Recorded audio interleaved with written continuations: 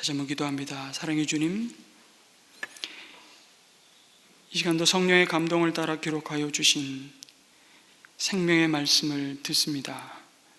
이 말씀을 받을 때 우리의 마음밭이 옥토밭같이 되어서 말씀이 잘 심기우고 우리의 삶의 순종으로 100배, 60배, 30배 열매 맺는 복된 삶 살 수 있도록 인도하여 주시옵소서. 성령께서 이 시간도 우리의 마음과 생각을 지켜주시고 악한 사단이 우리의 마음을 혼잡하지 않도록 성령의 권능으로 붙들어 주시고, 하나님 이 시간도 말씀으로 우리 영혼이 소생함을 얻는 복된 시간이 되게 도와 주시옵소서. 예수님의 이름으로 기도드립니다. 아멘. 몇 해 전에 저희 교회를 방문해서 제 기억으로는 신앙의 사계절이라는 이런 주제로 특강을 해주셨던 필립 얀 씨라는 분이 있습니다.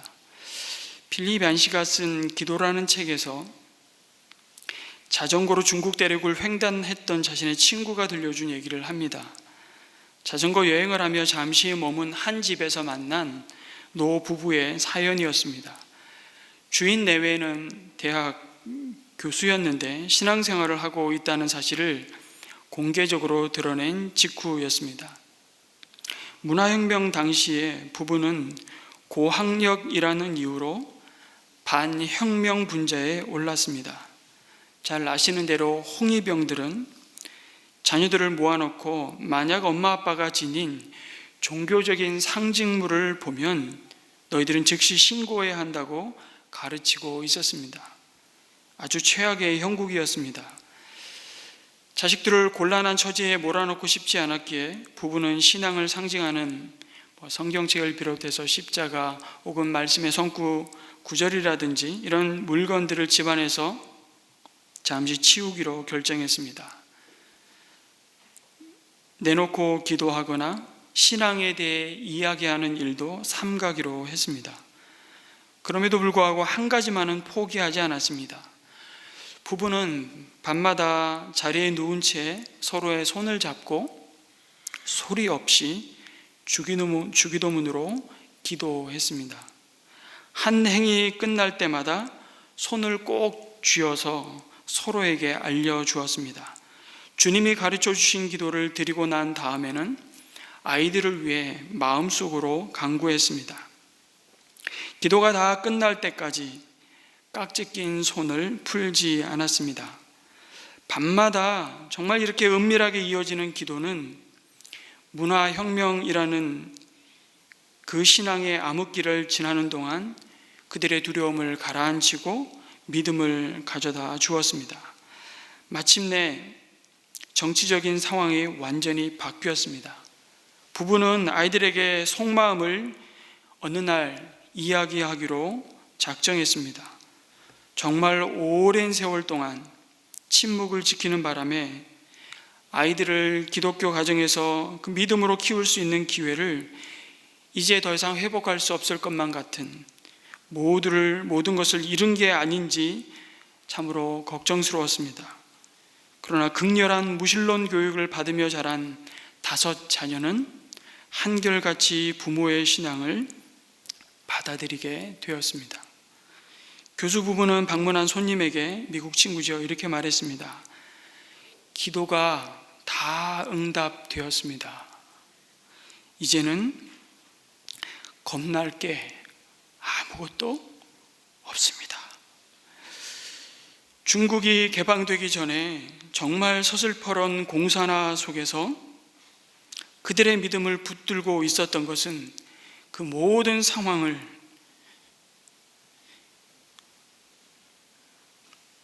여전히 지배하고 계셨던 하나님을 향한 기도였습니다. 사도 바울은 오늘 말씀에서 예수 그리스도로 말미암아 하나님의 값없이 주시는 그 은혜로 이제 사망에서 생명으로 옮긴 어둠에서 빛으로 부르심을 받은 자들이 악한 영들을 대적하여 싸울 것이라고 말씀합니다. 그래서 주님 안에서 그분의 능력으로 굳세라고 말씀하십니다. 그리고 하나님이 주시는 거룩한 영적인 무장을 하라고 가르치시죠. 그리고 사도 바울은 오늘 말씀해 보니까 마지막으로 사랑하는 주님의 백성들에게 기도하라고 명령합니다. 여러분, 제가 어느 날 하루 일과를 마치고 집에 들어갔는데 집안 거실이 뭔가 어수선한 겁니다. 마치 아내가 집안에 무슨 문제가 있어서 작업을 하다가 만 듯한 분위기였습니다.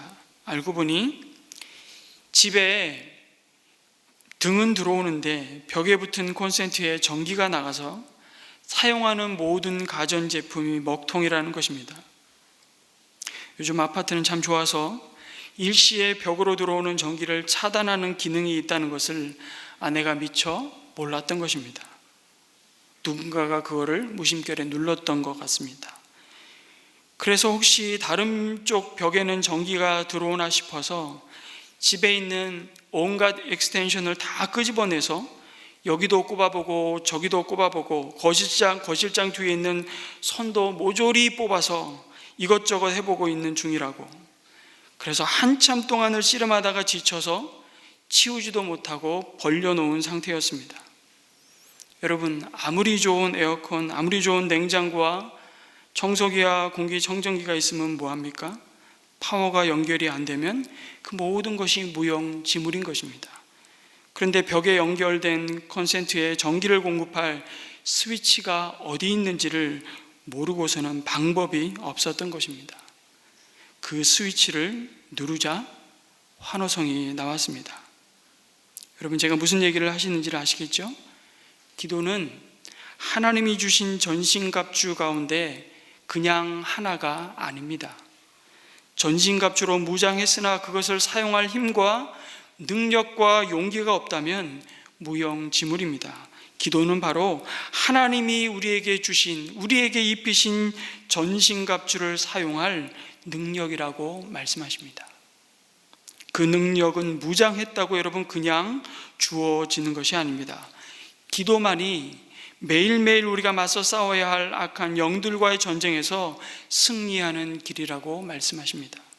오늘 우리가 왜 이런 승리를 맛보지 못할까요? 우리에게 무기가 없어서인가요? 아닙니다.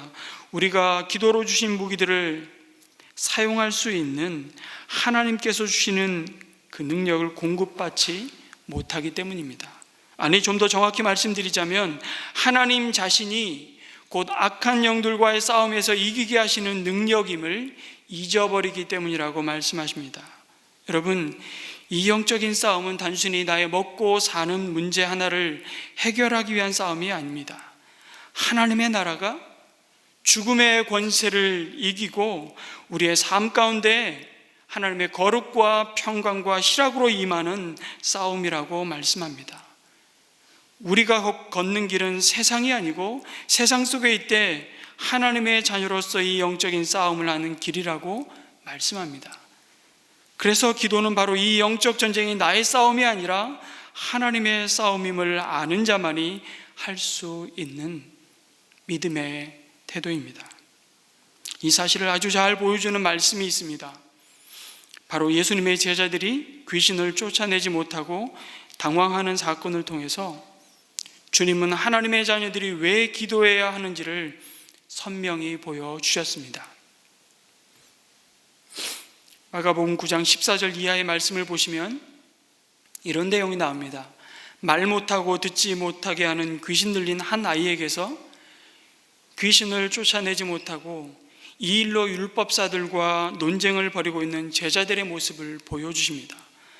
예수님은 베드로와 요한, 야고보 세 제자만 데리시고 변화산에 올라가셨습니다.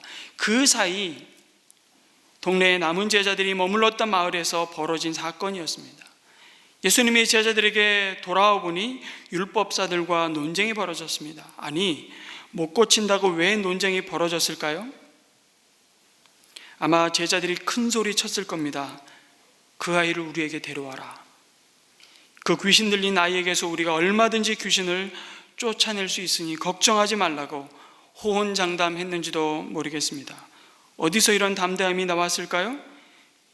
그들이 이미 경험했기 때문입니다. 마가복음 9장 앞에 부분의 시간상으로 보면 6장 7절에 예수님은 제자들에게 악한 귀신을 억누르는 권능을 주셨다고 말씀합니다. 그리고 13절에 그들은 많은 귀신을 쫓아내며 수많은 병자들에게 기름을 발라서 병을 고쳐주었다고 말씀하십니다. 그들의 평생에 이런 일이 자신의 삶에서 벌어지리라고는 상상도 못했을 겁니다. 그런데 그런 기적을 이미 제자들은 경험했습니다. 그리고 그들은 이제 자신감이 생겼습니다. 마침 예수님이 안 계셨지만 이전에 그들의 경험은 제자들에게 사기 충만함으로 기억되었을 겁니다. 그런데 결과적으로 제자들은 귀신을 쫓아내지 못했습니다. 그러자 그 광경을 지켜보던 율법사들은 몹시 당황하는 제자들의 모습을 보면서 기회다 싶어서 그들에게 시비를 걸었을 겁니다. 너희들이 예수를 따르는 제자들인데 그의 가르침과 그의 능력이 어디로 갔냐고 아마 그들에게 비아냥되었을 겁니다. 너희에게 예수가 없다면 너희들은 아무런 능력도 지혜도 권위도 없는 빈 껍데기일 뿐이라고, 아무것도 아닌 무능력한 자들이 아니냐고 쏘아 붙였을 겁니다. 맞는 말이지만 정말 기분 나쁜 말이었을 겁니다. 더 나아가 너희들이 따르는 예수의 가르침과 능력도 별 수 없는 것이라고 모인 무리들을 막 선동하지 않았겠습니까? 그러자 제자들도 화가 났을 겁니다. 이런저런 변명을 둘러대고 그 상황을 설명하기 위한 생각들로 논쟁하면서 복잡했을 겁니다. 그런 상황에서 예수님이 변화산에서 내려오셔서 그 광경을 보셨던 겁니다. 그러자 무리가 달려가 예수님께 모든 자초지종을 설명했습니다. 귀신 들린 아이의 부모는 예수님께 아들의 처지를 설명하고 제자들에게 귀신을 쫓아달라고 요구했으나 쫓아내지 못했다고 하소연합니다. 그러자 예수님은 무리를 향해서 탄식하십니다. 믿음이 없는 세대여, 내가 언제까지 너희와 함께 있어야 하겠느냐, 내가 언제까지 너희를 참아야 하겠느냐고 책망하십니다. 그리고는 귀신 들린 아이를 데려오라고 말씀하시고 그 귀신을 내어 쫓으셨습니다. 이 모든 사건이 지나간 뒤에 제자들이 조용히 예수님께 묻습니다. 왜 우리는 귀신을 쫓아내지 못했습니까? 이전에는 됐는데 왜 지금은 안 되는 겁니까? 이 질문하고도 같은 것이죠. 그리고 그 질문에 예수님은 이렇게 대답하십니다. 이런 부류는 기도로 쫓아내지 않고는 어떤 수로도 쫓아낼 수 없다고 말씀하십니다. 어떤 사본에는 하나를 더 추가하세요.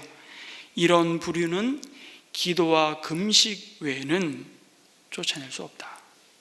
성도 여러분, 오늘 말씀에서 우리는 우리의 믿음과 기도가 무엇인지를 다시금 깊이 묵상하게 됩니다.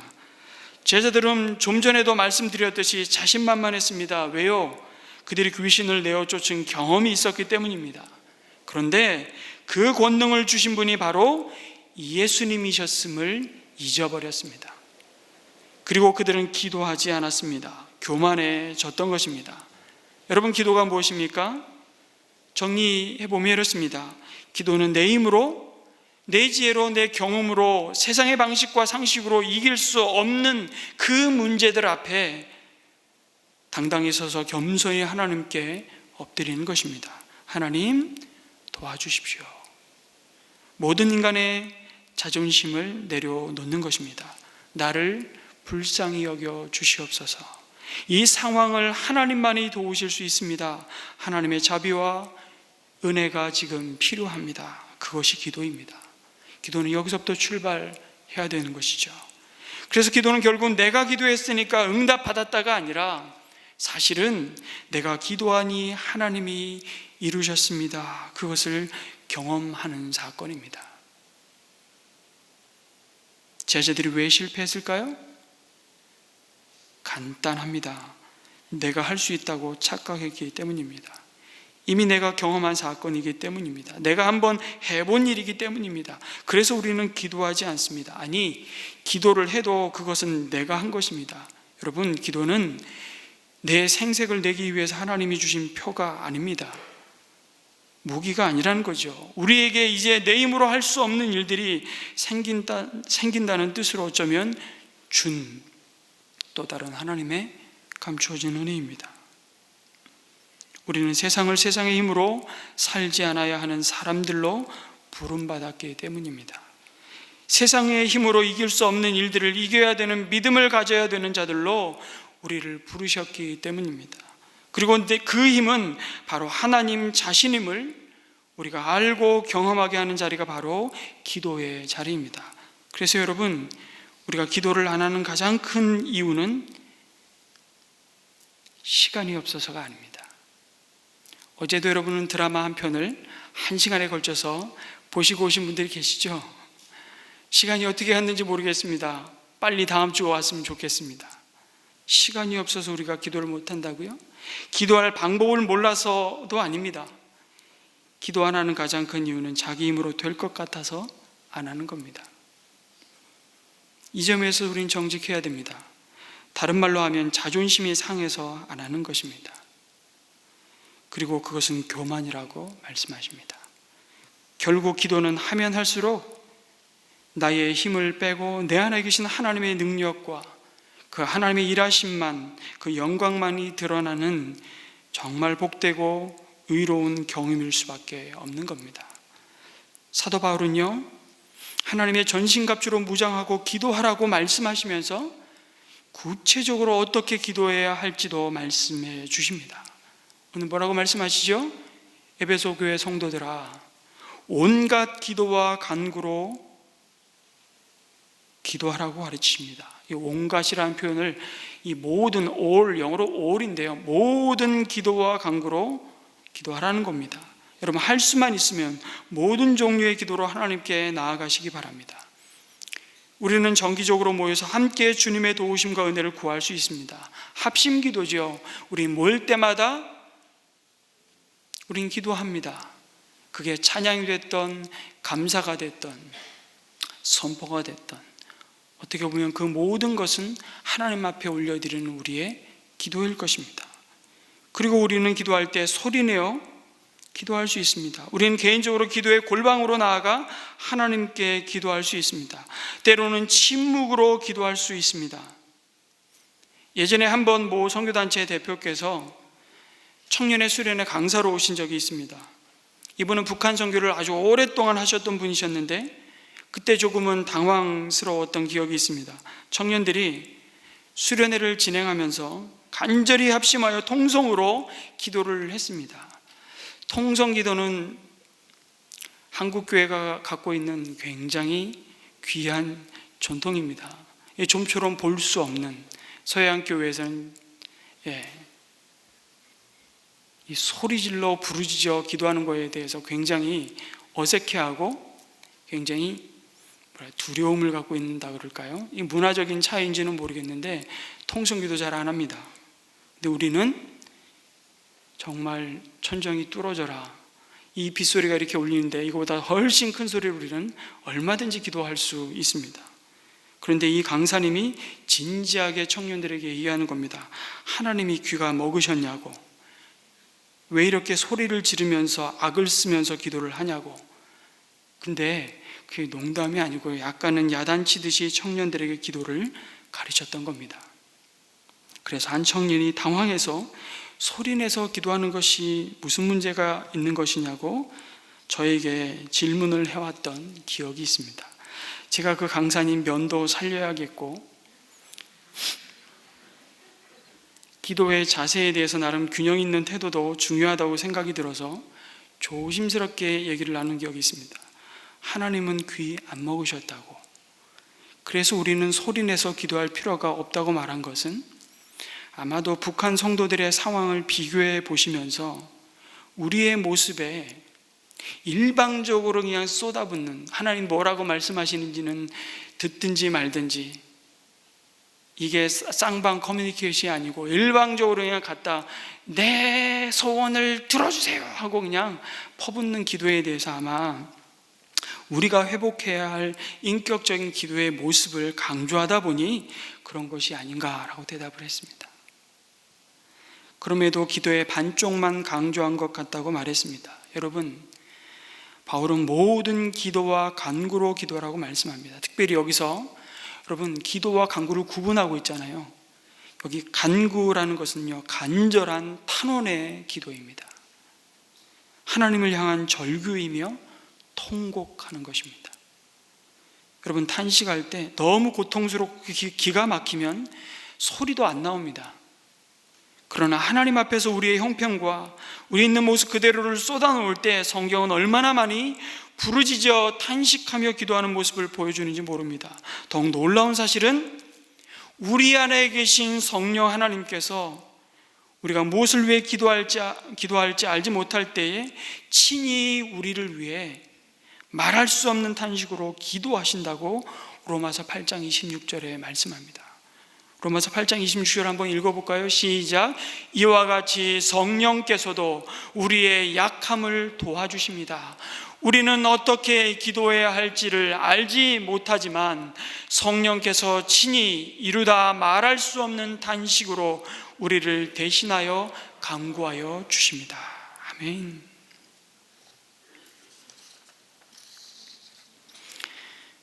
여러분, 사실 성령 하나님은요, 자신을 위해 탄식할 필요가 없으십니다. 그런데 하나님은 우리를 위해 탄식하신다고 말씀합니다.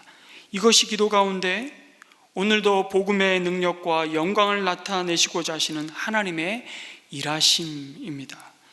하나님은 우리가 소리 지르지 않아도 침묵 가운데 기도해도 우리의 모든 필요를 이미 아시는 분이십니다.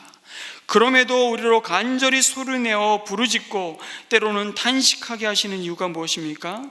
하나님은 그의 사랑하는 자녀가 그의 마음을 아빠 아버지인 하나님께 쏟아놓을 때 하나님을 향한 더 깊은 신뢰와 그 하나님을 의지하는 자리로 그 인생을 이끄시기 원하기 때문이죠.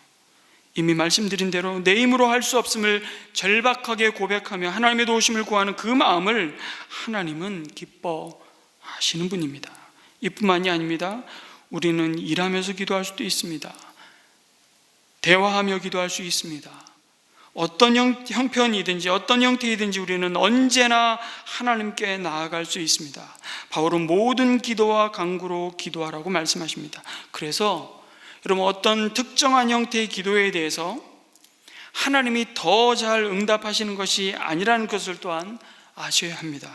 그래서 소위 방언기도, 금식기도 하면 더 영빨이 있어서 하나님이 내일 응답하실 것도 오늘 응답하시고 거절하실 것도 승낙해 주시는 것처럼 생각하면 안 됩니다. 안 그래도 금식기도 힘들었는데 잘 됐네. 제일 힘든 게 금식기도인 것 같아요. 여러분, 금식기도 해보셨습니까? 여러분, 왜 금식하며 기도하시는 겁니까? 인간은요, 그의 모든 힘을 음식으로부터 공급받습니다. 그래서 금식을 한다는 것은 어떻게 이 일이 사람의 힘으로는 불가능한가를 증명하는 일에 사용되는 겁니다. 한 사람의 금식으로 어떤 일이 이루어지면 그 일을 누가 이룬 것이 됩니까? 여러분, 다 잘 먹고도 할 수 없었던 일이 굶고서 되는 법은 없습니다. 그래서 금식은 곧 이 일은 인간 내 자신의 능력을 벗어난 하나님만이 하실 수 있는 그 간섭의 역사를 드러내시는, 어떻게 보면 그것을 아주 명확하게 드러내시는 조명기구의 역할을 하는 것이죠. 그래서 오늘도 우리가 기도할 때 기도의 자리가 우리의 믿음과 열심을 증명하는 그런 무기로 쓰이는 것이 아니라 하나님이 여전히 일하고 계심을 증거하고 경험하는 은혜의 자리가 되는 것이 바로 금식이며 기도하는 것입니다. 그래서 우리가 하나님으로 사는 자들임을 확인하는 것입니다. 더욱 큰 믿음으로 세워지는 삶이 금식 기도가 주는 축복이라면 여러분, 축복입니다. 중요한 것은 기도하는 자의 그 열심보다도 우리의 기도를 들으시고 여전히 응답하시는 하나님이, 그 하나님, 우리의 기도를 들으시는 그 하나님이 누구이신지에 대한 참된 믿음과 지식이 너에게 있느냐, 그 믿음이 바로 오늘 바울이 얘기하고 있는 성령 안에서 기도하는 것입니다. 내가 구하고 탄식하기 이전에 내 안에 성령께서도, 아니 하늘 보좌 우편에서도 주님은 지금도 너를 위해 변호하고 계시며 너를 위해 중보하고 계시다는 사실을 기억하며 그 확신과 그 믿음을 가지고 기도하는 것이 성령 안에서 성령의 인도하심을 따라 우리가 오늘도 하나님 앞에 무릎 꿇는 것입니다. 사도 바울은 성령 안에서 기도하되 언제나 기도하라고 강조합니다. 사도 바울이 굉장히 자주자주 강조하는 표현입니다. 쉬지 말고 기도해라. 성령 안에서 무시로 기도하라. 우리 개역개정은 그렇게 번역을 했는데요, 여러분, 언제나 기도하는 것이야말로 문제의 해답이 우리에게 있지 않고 하나님께 있음을 인정하는 가장 강력한 행동입니다. 우리가 어떻게 언제나 기도할 수 있습니까? 이것은 모든 일에 하나님을 신뢰하고 의지한다는 믿음의 태도입니다. 나의 모든 삶이 주님의 손에 달려 있습니다. 내 모든 삶의 행동이 주 안에 있습니다. 내 모든 생각이 주 안에 있습니다. 그러니 주님, 나의 뜻이 아니라 주님 뜻대로 하옵소서. 하나님을 향한 절대적인 믿음과 신뢰의 태도를 가지고 주의 도우심과 은혜를 구하는 삶, 이것이 언제나 기도하는 믿음의 태도인 것입니다. 물론 하나님은 약속하셨습니다. 너희가 구하기도 전에 너희에게 있어야 할 것을, 너희의 필요를 어떻게 하신다고요? 다 하신다고 말씀하셨습니다. 너희의 궁핍을, 너희의 목마름을, 너희의 필요를, 너희의 약함을, 너희의 그 답답함을. 그렇다면 이런 늘 의구심이 들지 않습니까? 자주 말씀드리지만, 아니 그러면 알아서 주시면 되지, 왜 이렇게 피곤하게 하셔? 그런데 주님은 그럼에도 너희는 찾으라, 두드리라, 구하라고 말씀하십니다. 왜요? 관계 때문에 그렇습니다. 너희가 기도할 때 기도하는 내 자신이 변화되고 있음을 경험하게 될 것이기 때문입니다. 여러분, 우리가 죄를 고백할 때요, 사실은 하나님이 이미 알고 계신 상황을 전달하는 일에 지나지 않습니다. 하지만 고백하는 그 행동은요, 그 자체로 하나님과의 관계로 우리가 얼마나 견고하게 연합되어 있음을 우리 가운데 확인시켜 주시는 은혜인 것이죠. 그것이 하나님과 우리 사이의 친밀함을 확신케 하시고, 죄를 구하지 않았더라면 절대로 누릴 수 없었던 그 하나님과의 친밀한 연합을 경험하게 하는 겁니다.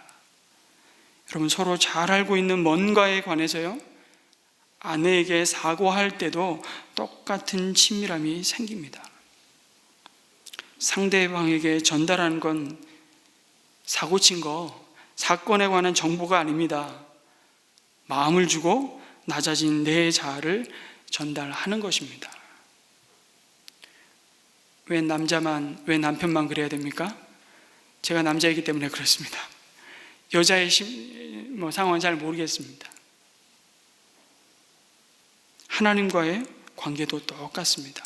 기도할 때 나의 뜻이 아닌 하나님의 뜻을 품은 나를 되게 하시고, 나의 계획이 아닌 하나님의 계획을 소유한 나의 야망이 아닌 하나님의 비전을 꿈꾸고 있는 나를 바라보게 하시고, 그 안에 발견된 나를 통해 과연 하나님께서 이 일을 이루시는구나, 하나님의 임재를 맛보아 알게 하시는 축복이 기도하는 자에게 있다는 것을 하나님 알기를 원하시기 때문에 기도하라고, 다 아심에도 불구하고, 그럼에도 불구하고 기도하라고 우리에게 요구하고 계십니다. 구약의 이스라엘 백성들이 하나님 앞에 교만하여 범죄함으로, 하나님 아는 우상을 섬김으로 바벨론에 멸망당하고 포로로 끌려가죠. 그러나 끌려가면서도 하나님은 그 하나님의 사람들을 통해서 말씀하시고 약속하셨습니다. 너희들이 온전히 회개의 기간을 끝내는 70년이 될 때 너희가 다시 이 약속의 땅으로 돌아올 것이다, 이미 말씀해 주셨어요. 그런데 덧붙이는 말씀이 뭔지 아세요? 그러나 너희는 기도해야 할지니라, 이렇게 말씀하세요. 그러나 너희는 기도해야 할지니라. 그것이 권력을 가진 왕에 의해서 이루어지는 사건이 아니라 이 역사의 주관자 되시고 주인 되신 나로 말미암아 이루어진 일임을 알게 하시는 그 믿음의 비밀이 뭐냐면 기도이기 때문에 그렇습니다.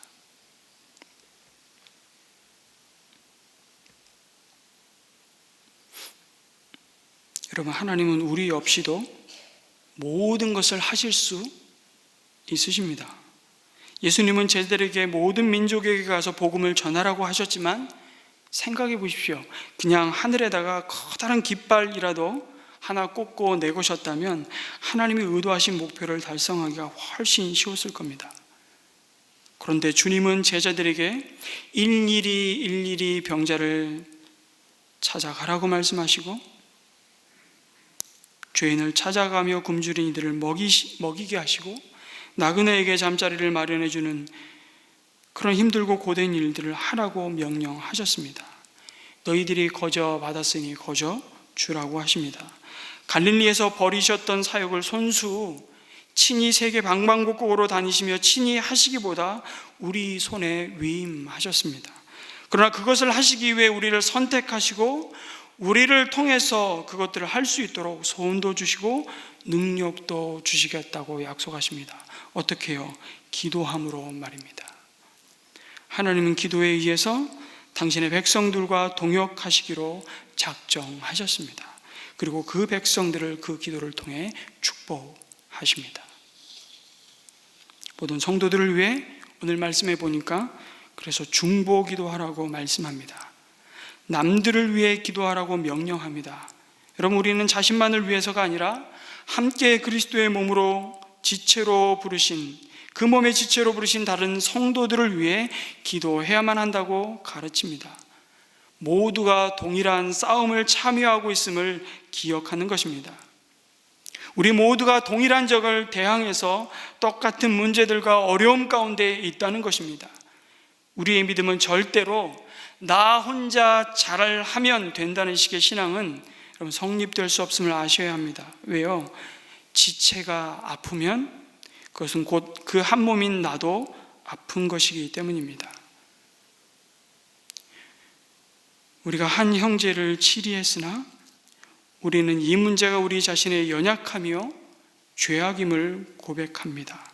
함께 아파함과 동시에 우리는 그 가정이 돌아오기를 간절히 기도해야 합니다. 만일 어떤 성도가 실패하거나 타락한다면 우리 모두는 필연적으로 고통을 받습니다. 왜냐하면 우리는 한 몸의 지체이며 같은 하늘의 군대에 소속된 한 전선의 부분들이기 때문입니다. 나홀로 신앙은 여러분 마귀가 우리에게 준 것입니다. 사단은 간교하게 우리들에게 혼자라고 하는 생각을 갖게 만들죠. 또한 그것을 계속해서 설득시킵니다. 그래서 항상 내 문제에 대해서만 말하고 그것에 대해서만 생각하고 나만을 위해서 기도합니다. 그러나 우리가 싸워야 할 영적 싸움은 여러분 한 사람의 탁월함으로 싸우는 싸움이 아닙니다.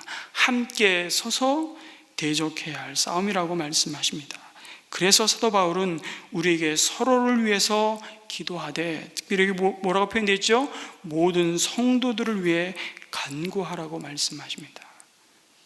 놀라운 것은 뭔 줄 아십니까? 나 아닌 다른 성도들을 위해 기도하기 시작할 때 동일한 아픔과 문제와 어려움이 있음에도 그것이 더 이상 우리의 믿음을 흔들어 놓지 못한다는 것입니다. 우리가 그리스도 안에서 정말 서로를 위해서 품앗이 기도를 하셨으면 좋겠습니다. 여러분 몸에 건강검진을 했는데 당신 암이요, 혹시 진단을 받게 되시거든 함께 아픔을 겪고 있는 지체들을 위해서 그 사람은 이제 그 성도를 품고 함께 기도하며 품앗이로 기도하며 함께 그리스도의 몸으로 더 영광스럽게 세워져 가라고 하시는 거구나, 이렇게 생각하시면 됩니다. 그럴 때 이 싸움이 나에게 속한 것이 아니라 궁극적으로 하나님께 속한 싸움이고 여기에 우리가 영광스럽게 가담되었다는 것을 알게 될 것입니다. 그래서 사도 바울은 마지막으로 에베소 성도들에게 자신을 위해 기도를 부탁합니다. 여러분, 우리는 참 이걸 잘 못해요. 이게 이제 이중적인 문제가 있는 분들이 있습니다. 본인이 기도도 안 하는데 기도 부탁도 안 하는 분은 대책이 없는 분들입니다. 나는 기도를 잘 못해도 잘해야 되는 게 하나 있습니다. 기도 부탁이라도 열심히 하셔야 됩니다. 마치 내가 누군가에게 나의 기도 부탁, 나의 문제를 이야기하는 순간 나는 저 사람보다 믿음이 부족하거나 뭔가 열등한 사람처럼 생각을 하시는데요, 성경은 그렇게 말씀하지 않습니다. 오히려 그는 하나님이 누구이신지를 정말 아는 사람이에요. 이 문제의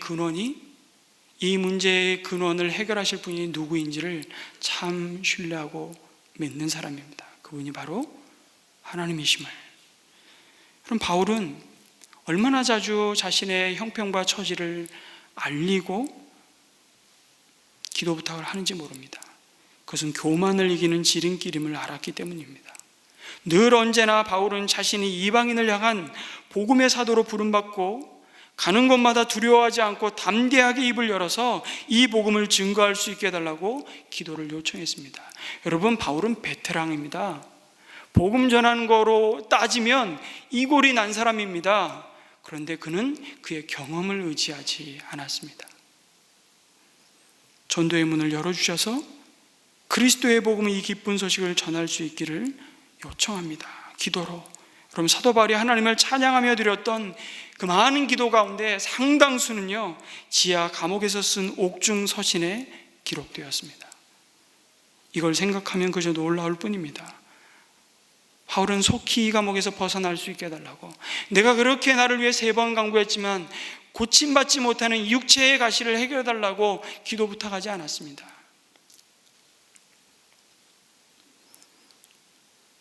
오히려 기도 부탁하며 바울이 하나님께 올려드렸던 그 기도는 그 기도로 하여금 눈아파의 상황에 대한 두려움을 듣고 일어서서 정말 주님의 따뜻한 보살핌을 철저히 신뢰하도록 아마 그를 이끌었을 것입니다. 그리고 그는 익숙함의 함정에 빠져서 하나님의 은혜를 구하지 않고 자신의 경험과 지식을 의지하는 교만으로부터 자신을 지키기 위해서 끊임없이 중보기도 요청을 한 것입니다. 왜 기도해야 합니까? 아니, 왜 기도 요청을 해야만 합니까? 전도의 문을 여시는 분은 하나님이시기 때문입니다. 오늘 여러분의 기도로 닫혀진 이웃의 마음문을 열 수 있다는 사실을 믿으시기 바랍니다. 왜 하나님께서는 한 사람의 마음문을 여는데 그토록 오랜 세월 지속적인 기도를 여러분 필요로 하실까요? 전도는 사람의 영혼을 사랑하는 일이기 때문입니다. 그런데 이 사랑하는 것이 한순간에 이루어지는 것도 아니고요, 저절로 생기는 것도 아닙니다. 그 사랑을 우리 스스로 만들어낸다는 것은 불가능하기에 늘 성령 안에서 그분의 사랑이 마음을 가득 채우도록 기도해야 하는 것입니다. 그래서 사랑은 시간을 필요로 합니다. 여러분, 우리가 VIP를 태신자라고 부르는 이유가 그렇습니다. 우리 영혼의 자궁에 품고 있는 생명이잖아요. 태신자. 여러분, 잉태하고 바로 그 아이가 출산됩니까? 아닙니다. 구개로 어머니의 자궁 속에 잘 자라서 인큐베이터 안에 있다가 세상으로 나오듯이 어둠의 세계에서 죄와 죽음의 사망의 그들이 앉아있는 한 영혼이 주님의 나라로 돌아오기까지 어떻게 보면 그 한 영혼을 위해 품고 있는 많은 믿음의 성도들이, 앞서간 믿음의 사람들의 수고와 섬김과 헌신과 기도가 있다는 사실을 보여주시면서 하나님이 우리를 향하신 그 사랑이 얼마나 놀라운 사랑인지를 우리로 경험하게 하시는 것이죠. 우리는 다른 누군가를 위해 기도할 때 비로소 그리스도의 마음을 알게 됩니다. 여러분, 세상은 악하고 우리는 참 약합니다. 그러나 우리로 하여금 하나님의 전신갑주로 무장케 하시고 기도함으로 오늘도 악한 마귀의 관계를 이기게 하시는 하나님의 능력을 덧입게 하심을 여러분 믿으시기 바랍니다.